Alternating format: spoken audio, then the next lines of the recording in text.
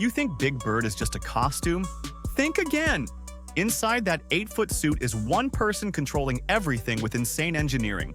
The performer's right arm is raised above their head the entire time, controlling the beak with their hand and the eyes with their pinky finger. But here's the crazy part. They can't see anything. There's a TV monitor strapped to their chest showing a camera feed because the suit has no openings. The left hand controls one wing, but the right wing? It's connected by fishing line to create counter movements. And the whole thing weighs 14 pounds of turkey feathers. Carol Spinney did this for 50 years, sometimes 10 hours a day. That's not a costume. That's engineering genius.